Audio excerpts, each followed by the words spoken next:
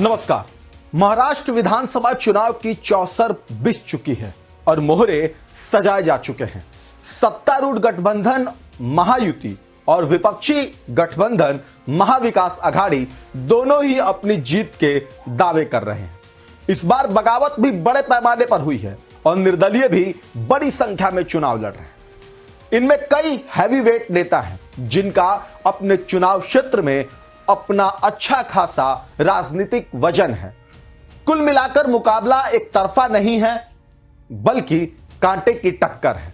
लेकिन इस बीच दिवाली समारोह के कार्यक्रम को लेकर उद्धव ठाकरे वाली शिवसेना तिलमिला गई है। दिवाली के दीपोत्सव पर शिवसेना इतना बौखला गई कि चुनाव आयोग तक पहुंच गई, जिसके बाद से बीजेपी भी उद्धव की शिवसेना पर हमलावर हो गई। क्या कुछ कहा बीजेपी ने वो बताएंगे आपको, लेकिन उससे पहले ये जान लीजिए कि आखिर ऐसा क्या हुआ जो उद्धव से देखा नहीं गया और वह उसकी शिकायत करने के लिए चुनाव आयोग तक पहुंच गए। नमस्कार, मैं आपके साथ योगेश मिश्रा।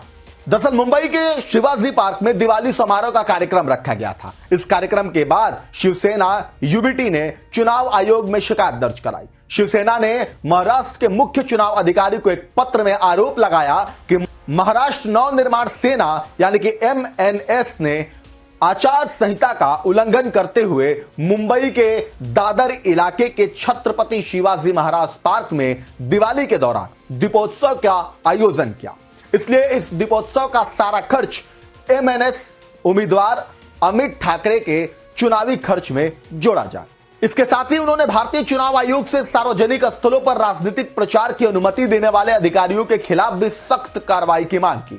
वहीं इस पूरे मामले पर बीजेपी ने उद्धव ठाकरे की पार्टी पर हमला बोलते हुए कहा, मुंबई का शिवाजी पार्क एक ऐतिहासिक स्थल है और दिवंगत बाला साहेब ठाकरे के हिंदुत्व पर दिए गए ऐतिहासिक भाषणों का साक्षी रहा।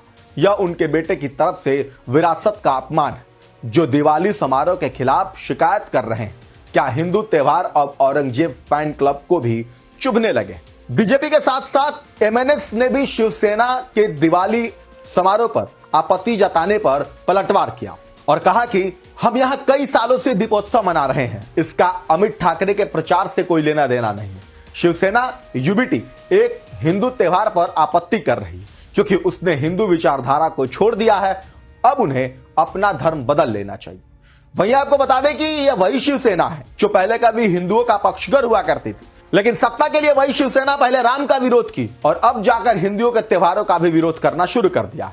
बहरहाल आप क्या कुछ कहेंगे इस खबर पर कमेंट करके जरूर बताएं।